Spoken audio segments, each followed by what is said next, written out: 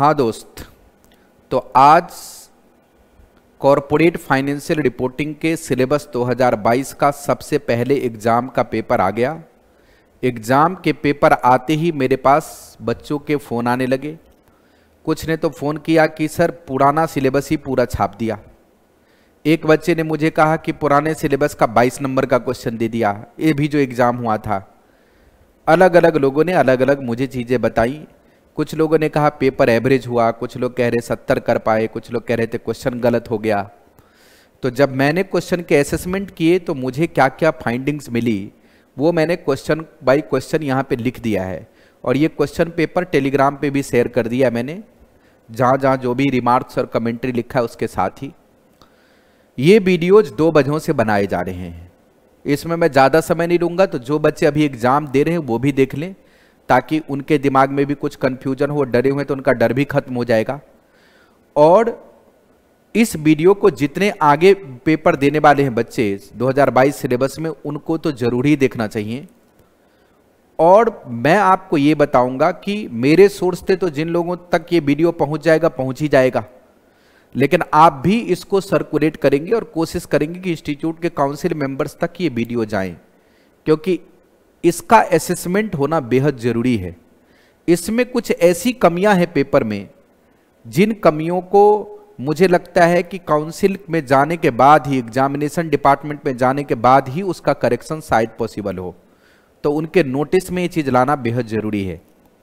चलिए आ जाते हैं क्वेश्चन पे फटाफट से। पहला क्वेश्चन एमसीक्यूज है।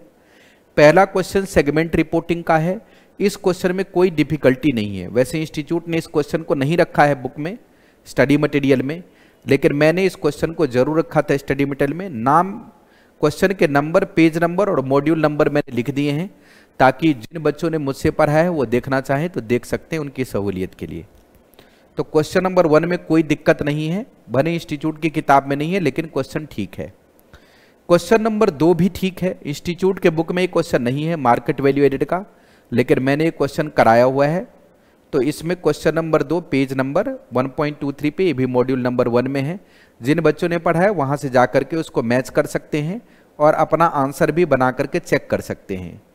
क्वेश्चन नंबर जो 3 है ये इंस्टीट्यूट के बुक में है, लेकिन उन्होंने क्या किया, 2-3 क्वेश्चन जो है उसके अलग अलग ऑप्शन लेकर के क्वेश्चन बना दिए हैं। इस तरीके की क्रिएटिविटी को मैं अच्छा समझता हूं। मैं फिर ऐसे भी टीचर में से नहीं हूं जो ये कहूं कि नहीं नहीं स्टडी मटेरियल का ही क्वेश्चन छप जाए। छाप दें इंस्टीट्यूट वाले तो अलग बात है, लेकिन मैं ऐसे लोगों में से नहीं हूं। मेरा मानना है कि क्वेश्चन को थोड़ा बहुत रिस्ट्रक्चर एग्जाम में किया जाना चाहिए विद इन द फ्रेमवर्क। जो आपने फ्रेमवर्क बनाए, जो सिलेबस बनाए हैं, उससे क्या होता है, स्टूडेंट पढ़ता है फिर वो रटता नहीं है। और अगर सीधे सीधे क्वेश्चन स्टडी मटेरियल के छपने लगते हैं तो बच्चे फिर रटने लगते हैं, फिर उनको पढ़ने से मतलब नहीं रह जाता। वो हमेशा ढूंढते रहते कि क्वेश्चन कौन सा आएगा, एग्जाम में रट के चले जाएंगे। तो ये थोड़ा ऊपर नीचे कर दिया, ये ठीक है, अच्छी बात है मुझे लगता है, लेकिन ये अच्छा क्वेश्चन है। 2 क्वेश्चन के 2 ऑप्शन को काट के एक क्वेश्चन बना दिया, इसमें कोई दिक्कत वाली बात नहीं है। जिनको भी बिजनेस कॉम्बिनेशन की समझ है आराम से सवाल सॉल्व कर दिए होंगे। Which of the following is not true, ये भी बहुत ही अच्छा क्वेश्चन है। ये फिलअप में है स्टडी मटेरियल में। ये जो तीनों पॉइंट दे रखे हैं A, B और C, ये B, C, D में फिलअप में है, उसको इन्होंने MCQs में बना दिया है। ये भी बड़ा सिंपल क्वेश्चन है, आप पेज नंबर में लिखा हुआ है, आप वहां जा सकते हैं, देख सकते हैं। क्वेश्चन नंबर 5 मैंने बुक में सीधे नहीं कराए तो नंबर नहीं डाले हैं, लेकिन ये क्वेश्चन जिन बच्चों ने पढ़ा है वो देखेंगे। मैंने एक इक्वेटेड लीज रेंटल की कैलकुलेशन करवाई है। मतलब जब आपके पास UGR भी दे रखा हो और एसेट की कॉस्ट दे रखी हो, लीज रेंटल ना दे रखा हो, तो आप इक्वेशन लगा करके लीज रेंटल निकाल के अनअर्न्ड फाइनेंस इनकम निकाल सकते हैं।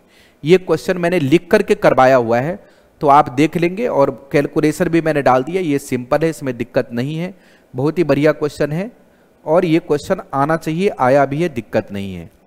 Which of the following is not true, ये सेम ही क्वेश्चन है, गवर्नमेंट अकाउंटिंग में कई बार पहले भी आया है, ओल्ड कोर्स में भी आया था, तो ये तो न्यू कोर्स में चैप्टर कंटिन्यूड है, तो इसके तो क्वेश्चन आएंगे, दिक्कत नहीं है। क्वेश्चन नंबर 7 और क्वेश्चन नंबर 8 ये दोनों फाइनेंशियल इंस्ट्रूमेंट्स के क्वेश्चन हैं। दोनों स्टडी मटेरियल में है, लेकिन एज इट इज वर्जन में नहीं है, उन्होंने थोड़े बहुत ऊपर नीचे कर दिए हैं, वैसे आप देख करके भी समझ जाएंगे। सेम क्वेश्चन के रेफरेंस मैंने डाल दिए, क्योंकि मैंने क्वेश्चन को ऊपर नीचे करके थोड़ा बना दिया था उसे। ये तो बिल्कुल सेम है बुक में ही, इसमें क्या किया है, डेफिनेशन डाल के बोल दिया कि बताओ कौन सा गलत है। तो कोई भी गलत नहीं है, इसलिए none of the above answer आ गया। तो क्वेश्चन नंबर 1 से लेकर 8 तक एमसीक्यूज में ना मुश्किल है और ना ही उसमें कोई गलती है। लेकिन अब मैं आपको क्यों कह रहा था कि इस वीडियो को ज्यादा शेयर करना है ताकि काउंसिल मेंबर्स तक जाए। ये वाला जो क्वेश्चन इन्होंने लिया है ये टेक्निकली अकाउंटिंग स्टैंडर्ड 7 का क्वेश्चन उठा लिया है और बोल दिया इंड एस 115 के हिसाब से सॉल्व करो। तो इंड एस 115 के कॉन्सेप्ट के हिसाब से उस क्वेश्चन को सॉल्व नहीं किया जा सकता है, उसमें ऐसे डेटाज नहीं है। तो मेरी ये गुजारिश है इंस्टीट्यूट के लोगों से कि इंस्ट्रक्शन क्लियर होने चाहिए कि आप ऐसे कोई क्वेश्चन सेट मत करो जो कॉन्फ्लिक्ट कर रहा हो, क्योंकि अकाउंटिंग स्टैंडर्ड 7 आपके कोर्स में अब रहा नहीं। इधर अब तो आपने इंटरमीडिएट ग्रुप 2 से भी वैसे हटा दिया, तो अब वो रहा नहीं। अगर आप उसी क्वेश्चन को रिफाइन करोगे तो एटलीस्ट आपको उसको इंड एस 115 के मॉडल के हिसाब से लेना चाहिए था। ये इंड एस 115 के मॉडल के हिसाब से क्वेश्चन है नहीं, मतलब उसमें जो मॉडल है रेवेन्यू रिकग्निशन का प्रोपोर्शनेट बेसिस पे, उसके हिसाब से क्वेश्चन नहीं बना है। एक्चुअली ये क्वेश्चन AS7 में आया था, उन्होंने उसी को इंड एस 115 लिख दिया। तो ये थोड़ा सा कंफ्यूजिंग है, ऐसा नहीं होना चाहिए, तो इसका ध्यान रखा जाए।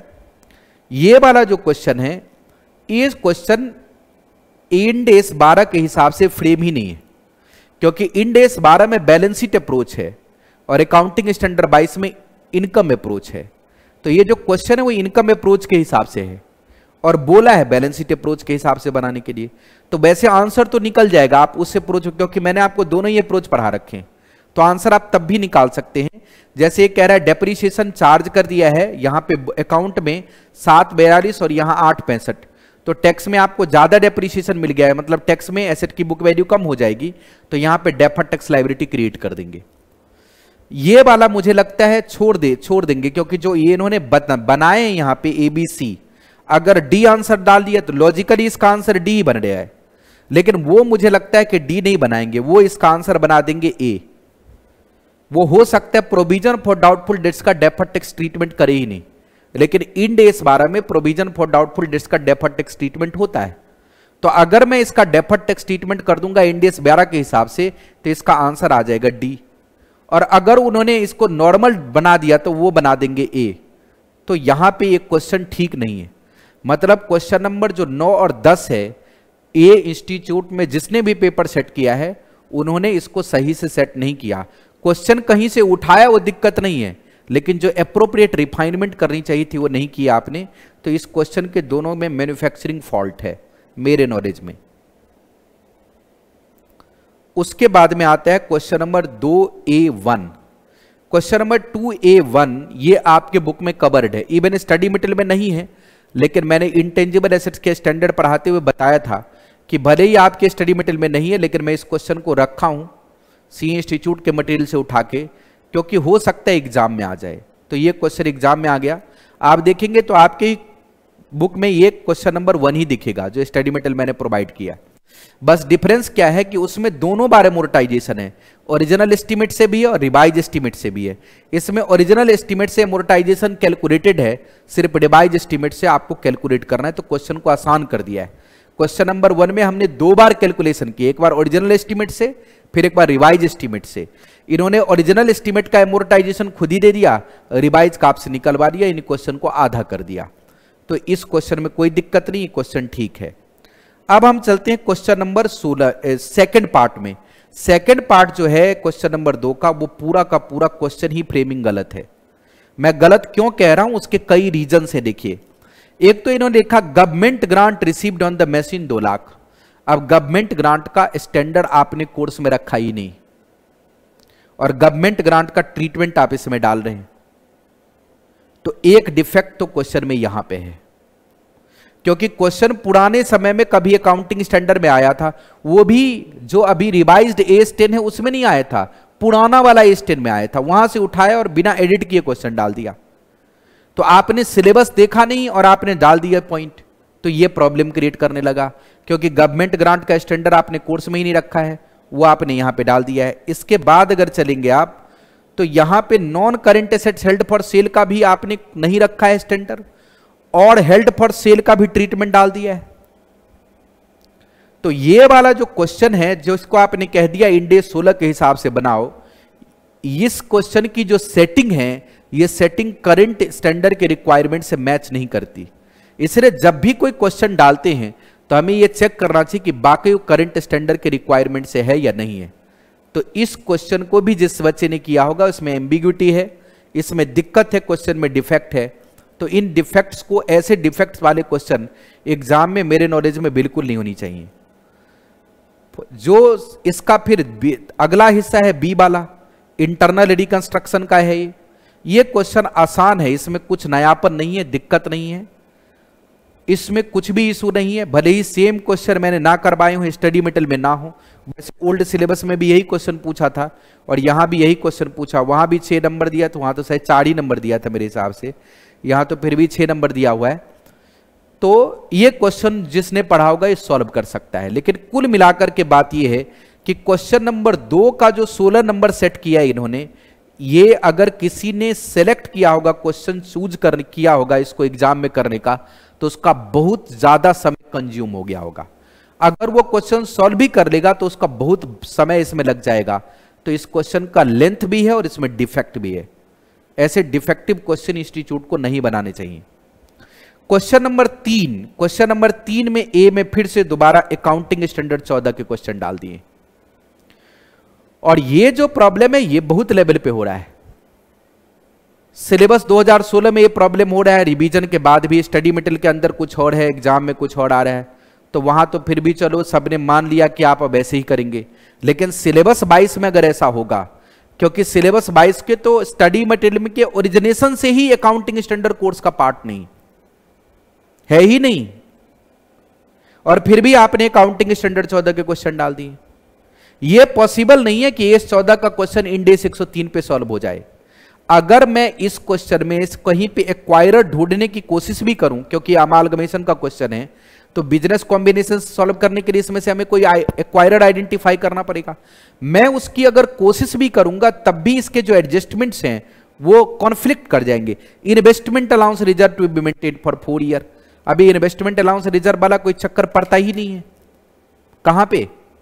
इंड AS में। तो ये क्वेश्चन कभी भी इंड AS पे सॉल्व भी नहीं होगा।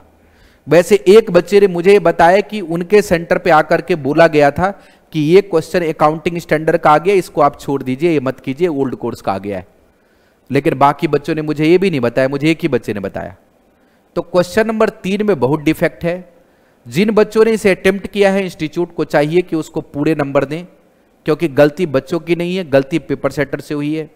मुझे लगता है कि इस वीडियो को अगर देखेंगे कंस्ट्रक्टिवली तो पता लग जाएगा कि हम जो सिलेबस प्रेस्क्राइब कर रहे हैं उसके हिसाब से इसमें कितने डिफेक्ट्स हैं। अब आगे बढ़ जाते हैं जी। क्वेश्चन नंबर 4A, ये एक क्वेश्चन शेयर बेस्ड पेमेंट का पिछले 3 टर्म से हर जगह आ जाता है, और इस क्वेश्चन पे भी आज कमेंट्री करना जरूरी है। अभी आपने देखा ऑब्जेक्टिव क्वेश्चन में इंस्टीट्यूट खुद ही ऑप्शन दे रही थी कि equity evidences residual interest in the assets of the entity after deducting all the liabilities. इसी क्वेश्चन पेपर की बात कर रहा हूं, और इसी क्वेश्चन पेपर में आप इक्विटी शेयर की फेयर वैल्यू हर साल बदलवा रहे हो और कह रहे हो इस इक्विटी शेयर की फेयर वैल्यू पे अकाउंटिंग करो। इंड AS 102 के प्रोविजन के हिसाब से जो इक्विटी की वैल्यू एक बार फिक्स हो जाती है वो बदलती नहीं है। ये जो डिफेक्ट सेट हो गया इसको दूर करना चाहिए, ना कि इसको हटाना चाहिए। तो बार बार इसी क्वेश्चन को डाल देते हैं। अब पता नहीं ऐसा क्यों करते हैं भाई। इक्विटी की वैल्यू फिक्स होती है, वो बदलती नहीं है। ग्रांट डेट पे जो वैल्यू फिक्स हो गई वही वैल्यू रहेगी। वैल्यू चेंज होती है लायबिलिटी की। आप ट्रीटमेंट पूछ रहे हैं इक्विटी की और वैल्यूएशन डाल देते हैं लायबिलिटी की। अब वो ट्रीटमेंट कैसे डालेंगे? बड़े अजीब से ट्रीटमेंट डाले जाते हैं। एक बच्चे ने एक जगह पे मुझे किसी ने कहा एक्सेप्शन है। एक्सेप्शन मैं भी जानता हूं कि एक्सेप्शन है, कि अगर in rare to rarest case equity share की ग्रांट डेट पर फेयर वैल्यूएशन ना हो सके तो हम उसको इंट्रिंसिक वैल्यू पे दिखाते हैं। लेकिन इंट्रिंसिक वैल्यू के भी कैलकुलेशन के लिए बेस प्राइस एक जैसे होने चाहिए। अब ये क्या करते हैं, देखिए ये क्या आंसर में करते हैं। जैसे कह दिया फेयर वैल्यू ऑफ ईसॉप है 186 पहले ईयर के एंड में, पहले ईयर के एंड में फेयर वैल्यू ऑफ ईसॉप है 186, और जो एक्सरसाइज प्राइस है इसका वो कितना है 2100 एम्प्लॉय ₹8.120। तो ये क्या कर देंगे 186 माइनस 120 ये करके खर्चा बुक कर देंगे। अब आप सिंपली सोचो कि एक्सरसाइज प्राइस ग्रांट डेट की है और फेयर वैल्यू ईयर एंड की है, ये कौन सा मैथमेटिक्स है जो ऐसी कंपैरिजन कराएगा भाई। हम जब जो स्टैंडर्ड कहता है इंट्रिंसिक वैल्यू निकालने के लिए वो ग्रांट डेट के फेयर वैल्यू और ग्रांट डेट की मार्केट वैल्यू में से ग्रांट डेट का एक्सरसाइज प्राइस घटाते हैं। एक्सरसाइज प्राइस है आपकी 1 जुलाई 2019 की और फेयर वैल्यू ले रहे हैं पहले ईयर के एंड में, फिर दूसरे ईयर के एंड में, फिर तीसरे ईयर के एंड में। ये कैसे पॉसिबल है कि आज के प्राइस को हम 1 साल बाद, 2 साल बाद और 3 साल बाद के बाद कंपेयर कर देंगे।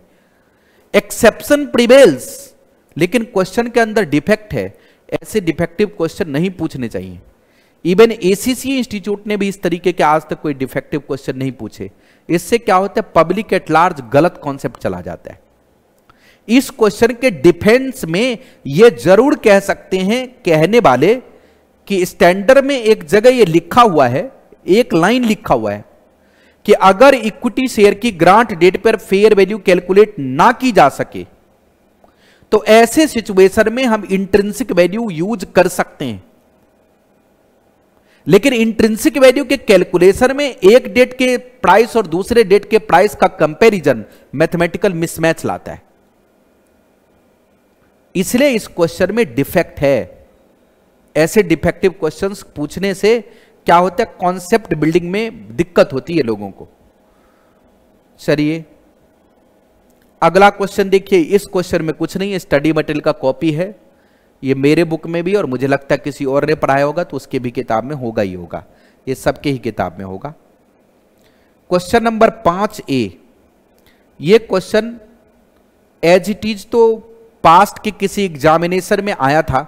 किसी बच्चे को ये लगा कि ये भी जो ओल्ड कोर्स में क्वेश्चन पूछा था वही है, वो नहीं है, इसमें थोड़ा डिफरेंस है।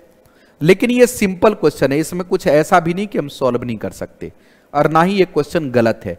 आपको एसेट्स माइनस लायबिलिटी करके इंट्रिंसिक वैल्यू निकाल लेनी थी और यील्ड निकाल करके fair value intrinsic plus yield divided 2 कर देना था। तो ये क्वेश्चन में कोई ऐसी चीज नहीं है कि ये क्वेश्चन सॉल्व ना हो सके। ये सिंपल क्वेश्चन है, ये आराम से सॉल्व हो सकता है। ये जो क्वेश्चन है बी पार्ट, ऐसे हमने 7 क्वेश्चन अपने बुक में रखे कंपाउंड फाइनेंशियल इंस्ट्रूमेंट के। लेकिन इंस्टीट्यूट ने बच्चों को लिख के डरा दिया कि एम्बेडेड डेरिवेटिव निकालो। एक्चुअली में यहां पे बाइफर्केशन इक्विटी और लायबिलिटी की ही करनी थी। लेकिन इस बात से यह जरूर साबित हो गया, 2 चीजें तो जरूर साबित हुई कि एक तो फाइनेंशियल इंस्ट्रूमेंट का वेट बढ़ाया। आपने देखा 2 क्वेश्चन एमसीक्यूज में भी था, तो 2 × 2 4 और 6 10 नंबर के फाइनेंशियल इंस्ट्रूमेंट पूछे गए और फाइनेंशियल इंस्ट्रूमेंट के डेप्थ में सवाल पूछे जा रहे हैं। ऐसे सवाल जो स्टडी मटेरियल में नहीं है। मैंने भी जो 7 क्वेश्चन रखे हैं कंपाउंड इंस्ट्रूमेंट के, उसमें से आपके स्टडी मटेरियल में 2 ही है, बाकी मैंने सीए वाले क्वेश्चन रिटेन किए थे। तो इससे यह लग गया कि फाइनेंशियल इंस्ट्रूमेंट को हमें और डिटेल में पढ़ने की आवश्यकता है। इंस्टीट्यूट के स्टडी मटेरियल में काफी कम दे रखा है, उससे काम नहीं चलेगा, उसको और पढ़ना आपके लिए जरूरी पड़ेगा। अगला क्वेश्चन है अपने पास में क्वेश्चन नंबर 6। क्वेश्चन नंबर 6 एक एब्सोल्यूट क्वेश्चन है जो पूरा सही है, इसमें कहीं कोई दिक्कत नहीं। जिस बच्चे ने क्वेश्चन नंबर 6 किया होगा उसका बल्ले बल्ले है, कोई दिक्कत इसमें है ही नहीं। इसके दोनों सब पार्ट्स बिल्कुल ठीक है। Question number 7A। अब ये स्टडी मटेरियल में तो क्वेश्चन नहीं है, लेकिन हमने ये क्वेश्चन रखा है। इसमें से एक क्वेश्चन सीए फाइनल में 2012 में आया था और एक क्वेश्चन 3 बार पहले आ चुका है। उन दोनों क्वेश्चन को मर्ज करके क्वेश्चन बनाए, तो मैंने लिख दिया क्वेश्चन नंबर 4 और 6 को कंबाइंड कर दिया है इकोनॉमिक वैल्यू एडेड में। और उसके बाद इसमें एक एप्लीकेशन और भी करने के लिए दे दिया कि आपको इक्विटी निकालनी है। इक्विटी आपको निकालनी पड़ेगी, डेट इक्विटी रेशियो से इक्विटी निकल जाएगी और इक्विटी को फिर बाइफर्केट करके प्रेफरेंस शेयर कैपिटल और इक्विटी शेयर कैपिटल निकालना पड़ेगा। तो इस क्वेश्चन में जो रीस्ट्रक्चरिंग किया वो बहुत ही बढ़िया है, क्योंकि फाइनल लेवल पे ऐसे रीस्ट्रक्चरिंग किए जाने चाहिए। तो इकोनॉमिक वैल्यू एडेड का ये बहुत अच्छा सवाल है और हमने सबसे पहला chapter development in financial reporting ही पढ़ाया था। 3-4 क्लास लगाए थे, बहुत सारे क्वेश्चन सॉल्व करवाए थे क्लास में। तो मुझे बच्चे पूछ भी रहे थे स्टडी मटेरियल में एक भी क्वेश्चन नहीं, आप पता नहीं क्या सॉल्व कराए जा रहे हो। अब आपको देख के पता लगेगा। देखो 8 नंबर का आ रहा है क्या, इकोनॉमिक वैल्यू एडेड, और 2 नंबर का वहां आया था मार्केट वैल्यू एडेड, यानी पूरे 10 नंबर। यानी पहला जो 5 क्लास आपको करवाया था उससे पूरे 10 नंबर के क्वेश्चन आ गए एग्जाम में। तो ये जरूरी नहीं होता कि आप, कुछ तो बच्चों में भी दिक्कत है, अभी मैं रिकमेंडेशन आपको आगे बताऊंगा क्या करना चाहिए। उसके बाद में इसका जो दूसरा सब पार्ट से वो भी ठीक है, मतलब इस क्वेश्चन को भी किसी ने अटेम्प्ट किया होगा तो इसमें कोई दिक्कत नहीं, आराम से सॉल्व हो गया होगा। गवर्नमेंट अकाउंटिंग का ये दोनों क्वेश्चन पहले ही लेक्चर से है, तो ये भी आप अच्छे से सॉल्व करेंगे, पहले भी आ चुके हैं, और वो क्वेश्चन भी, उसके ऊपर वाला भी आराम से सॉल्व हो सकता है। अब ये क्वेश्चन भी आराम से सॉल्व हो सकता है, जो क्वेश्चन नंबर 8 है, इसमें भी दिक्कत नहीं है। लीज का क्वेश्चन है, लीज का जरूरत से ज्यादा क्वेश्चन पूछा, तो लीज के क्वेश्चन को भी हमने आपको क्लास में करवा रखा है, 2 बार करवाया है। ये क्वेश्चन आप आराम से कर सकते हैं। ये क्वेश्चन आपका है accounting standard, sorry end S 38 का। अब बच्चे क्या कहते हैं, एएस वाले क्वेश्चन पूछ दिए। ये क्वेश्चन एएस में भी सॉल्व हो सकते हैं और इंड एस में भी सॉल्व हो सकते हैं, क्योंकि दोनों में एक ही कॉन्सेप्ट है। तो आप इसको ये मत बोलिए कि एएस में सॉल्व कर दिए या एएस वाले क्वेश्चन है। ये इंड एस में भी इसका ट्रीटमेंट यही होता है, एएस में भी ट्रीटमेंट यही होता है। तो ये क्वेश्चन डिफेक्टिव नहीं है। ऐसा नहीं कि जो डिफेक्टिव नहीं है उसको भी डिफेक्टिव बोल दिए जाएं, क्योंकि रिसर्च के खर्चे पीएल में जाते हैं, आप जानते हैं। तो रिसर्च वाला पीएल में ले जाना है, डेवलपमेंट वाला कैपिटलाइज कर देना है, और बाद में जो इंपेयरमेंट लॉस हुआ वो भी पीएल में ले जाना है। तो ये क्वेश्चन बिल्कुल सिंपल है, नॉर्मल कॉन्सेप्ट से है, ये आउट ऑफ कोर्स नहीं। और क्वेश्चन नंबर जो लास्ट है, ये क्वेश्चन मैंने आपको बोरोइंग कॉस्ट में करवा ही रखा है, क्वेश्चन नंबर भी डाल दिया है। बस इन्होंने लास्ट में बच्चों को यूज करने के लिए एक लाइन ऐड कर दिया, जिसका कोई मतलब वैसे ट्रीटमेंट पे है ही नहीं। तो टोटल मिलाकर के मैं अगर बात करूं, इस पेपर को समराइज कैसे कर सकते हैं, जिन बच्चों ने मुझसे पढ़ा हुआ है मैं उनकी बात कर रहा हूं कि वो कैसे कर सकते थे क्वेश्चंस। अगर उन्होंने किया होगा तो क्वेश्चन नंबर 1, इसमें ये मान के चलता हूं मैं 8 जो एमसीक्यूज हैं वो पूरे करेक्ट हैं, तो 16 नंबर तो आप इसके ला सकते हैं। क्वेश्चन नंबर 2 मुझसे जिसने पढ़ा होगा और मेरे हिसाब से चला होगा तो वो उसको टैकल ही नहीं किया होगा। क्वेश्चन नंबर 3 टैकल ही नहीं किया होगा, करना ही नहीं चाहिए था। मतलब अगर कर दिया होगा तो अब तो इंस्टीट्यूट वाले उसका क्या करेंगे, क्योंकि वो नहीं करना चाहिए था। दोनों क्वेश्चन डिफेक्टिव है। क्वेश्चन नंबर 4 में भी डिफेक्ट है तो क्वेश्चन नंबर 4 में भी डिफेक्ट, लेकिन क्वेश्चन नंबर 4 में सारे डिफेक्ट्स नहीं है। तो 2 और 3 को तो मेरे नॉलेज में छोड़ ही देना था। क्वेश्चन नंबर 4 का जो अपना बी वाला पार्ट है वो बिल्कुल ठीक है।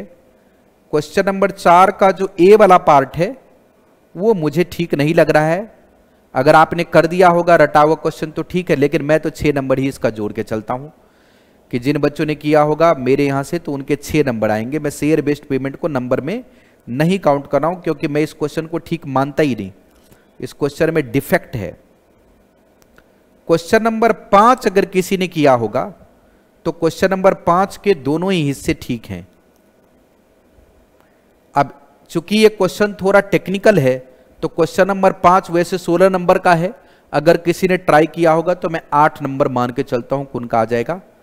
क्वेश्चन नंबर 6 का पूरा सही है। क्वेश्चन नंबर 7 पूरा सही है। क्वेश्चन नंबर 8 पूरा सही है। तो अगर किसी ने पढ़ा होगा 16 इंटू 4 64 और 8 72 और 6 78, यानी 78 मार्क्स उसके आ सकते हैं अगर किसी ने होशियारी से किया होगा। तो मैं ये मान के चलता हूं कि बाकी जो गलत पोर्शन है उसके ऊपर आपको कोई नंबर मिला ही नहीं, तब भी आपके 78 आ सकते हैं। अब मैं एक्सट्रीम केस में कह रहा हूं कि आपके कुछ नंबर कट भी जाएं, कुछ डर के मारे आपने कुछ गलत उल्टा सीधा भी लिख दिया है, तब भी आपके 70 के आसपास तो आ ही जाएंगे। तो मेरे नॉलेज में मैं जो काउंसिल को कह रहा था ये क्वेश्चन रेफर करने के लिए, वो क्यों कह रहा था वो देखिए। काउंसिल को मैंने 2 वजहों से बोला है रेफर करने के लिए। एक तो जो इंड एस 115 का जो एमसीक्यूज पूछ दिया उसमें डिफेक्ट है, उसका वो ध्यान दें। अमालगमेशन के जो एस 14 वाले क्वेश्चन पूछ दिए हैं वो बिल्कुल गलत है, वैसा नहीं होना चाहिए। इंड एस 16 के जो क्वेश्चन पूछे गए हैं वो आपके कोर्स के हिसाब से रिफाइंड नहीं है, तो उसमें भी एम्बिग्यूटी है, वो ठीक नहीं है।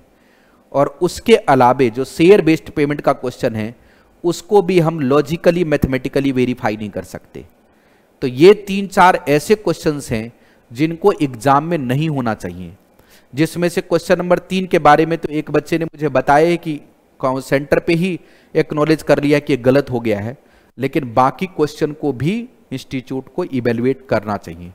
नहीं तो इससे क्या होता है, पब्लिक एट लार्ज मिसकंसेप्शन फैल जाता है और बच्चे में कंफ्यूजन आ जाता है। तो ये तो क्वेश्चन पेपर की एनालिसिस थी, और ये इंस्टीट्यूट का मेरी ओर से रिक्वेस्ट है कि आप पेपर कभी भी, पेपर जो सीएमए इंस्टीट्यूट वाले बनाते हैं मुझे वो सी इंस्टीट्यूट वाले से बेटर लगते हैं। यहाँ पे हो सकता है कि कुछ बच्चे को मेरी बात अच्छी नहीं लगे, उनको लगे कि ये चाहते हैं सब फेल हो जाए, ऐसा मैं नहीं चाहूंगा। टीचर तो ये चाहते हैं सब पास हो जाए, लेकिन पास होने के बाद पास जैसा लगे भी। तो अगर क्वेश्चन को इंस्टीट्यूट रीस्ट्रक्चर कर देता है, अच्छा क्वेश्चन बनाता है, तो ये बहुत अच्छी बात है, क्योंकि जब एग्जाम में अच्छे लेवल के क्वेश्चन पूछे जाएंगे तब आप पढ़ेंगे।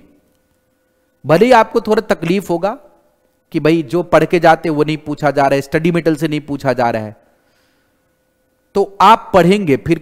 नहीं तो नॉर्मली क्या होता है, हम स्टडी मटेरियल ले लेते हैं और कहते हैं बस यही है, इसी से हमारी जिंदगी चलेगी। स्टडी मटेरियल से भी 2-1 क्वेश्चन आने चाहिए, जो इस बार भी आए हैं, ऐसी दिक्कत नहीं है।